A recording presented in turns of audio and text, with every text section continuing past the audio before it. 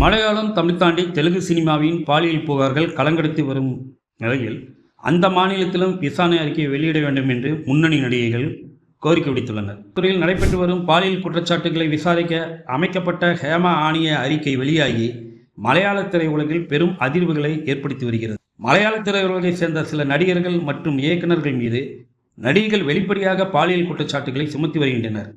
மோகன்லால் தலைமையிலான மலையாள நடிகர் சங்கம் கூண்டோடு கலைக்கப்பட்டுள்ளது. ஒரு காலத்தில் இந்திய சினிமாவில் தரமான படைப்புகளை கொடுத்து பெயர் பெற்ற மலையாள சினிமா உலகம் இன்றைக்கு பாலியல் குற்றச்சாட்டுகளை சிக்கி சிதைந்து வருகிறது. மலையாள சினிமாவை தொடர்ந்து தமிழ் சினிமாவிலும் இந்த குற்றச்சாட்டுகள் தலை தூக்கி வருகிறது.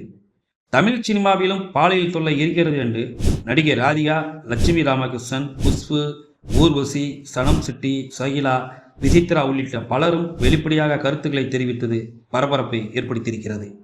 கிணறு வெட்ட பூதம் கிளம்பிய கதையாக தற்போது மலையாளம், தமிழ் தாண்டி தெலுங்கு சினிமாவிலும் பாலியல் பிரச்சனை என்ற புயல் நுழைந்திருக்கிறது. இதனால் இப்போது தெலுங்கு சினிமாவில் என்ன நடக்கப் போகிறதோ என்ற எதிர்பார்ப்பு எழுந்துள்ளது. 2018ஆம் ஆண்டில் சினிமாவில் பெண்களுக்கு பாலியல் தொல்லைகள் நடப்பதாக பரபரப்பாக குற்றம் சாட்டி அரை நிர்வாண போராட்டம் நடத்தியவர் நடிகை ஸ்ரீரெட்டி.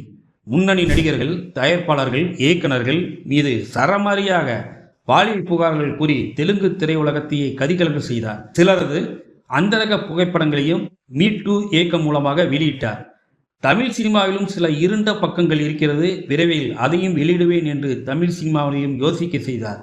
தெலுங்கு திரையுலகை ஆட்டம் காண செய்த இந்த விவகாரம் குறித்து உரிய ஆய்வுகளை தயாரிப்பாளர்கள், இயக்குநர்கள், வாய்ஸ் ஆஃப் உமன் என்ற அமைப்பினர் மேற்கொண்டனர். சினிமாவில் பல்வேறு நிலைகளில் பணியாற்றும் பாதிக்கப்பட்ட பெண்களை சந்தித்து தகவல்களை திரட்டினர். சினிமாவில் பெண்களுக்கு உரிய பாதுகாப்பு செய்து கொடுப்பதில்லை என்று குற்றமும் சாட்டினர். தயாரிப்பாளர்கள் சுப்ரியா லகடா, சப்னா தத், கல்யாண், தாமோதர் பிரசாத், டைரக்டர் நந்தினி ரெட்டி, நடிகை ஜான்சி உள்ளிட்டோர் அடங்கிய இந்த அமைப்பு தெலுங்கு சினிமாவில் பெண்களின் பாதுகாப்பை உறுதி செய்யும் வகையில் புகார் குழு ஏற்படுத்திட வேண்டும் என்று அழுத்தம் கொடுத்தது.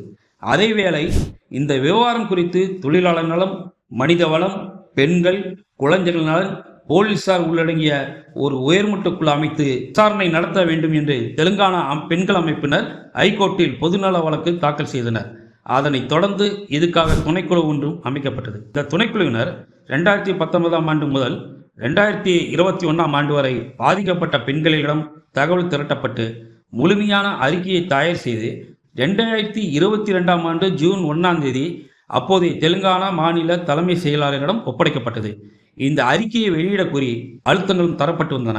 ஹேமா கமிட்டி அறிக்கை வெளியானதற்கு பிறகு மலையாள சினிமா ஆட்டம் கண்டு போயிருக்கும் நிலையில் தெலுங்கு சினிமாவிலும் பாலியல் சுரண்டல்கள் குறித்த விசாரணை அறிக்கையை வெளியிட வேண்டும் என்று கோரிக்கை வலுத்துள்ளது. இதற்கு தூபம் போட்டு தொடங்கி வைத்திருப்பவர் தென்னிந்திய சினிமாவின் முன்னணி நடிகையான சமந்தா தான். இதனைத் தொடர்ந்து தற்போது தெலுங்கு சினிமா மீது அனைவரது பார்வையும் பதிய தொடங்கியிருக்கிறது.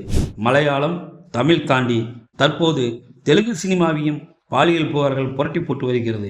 அடுத்து என்ன நடைபெறப் போகிறதோ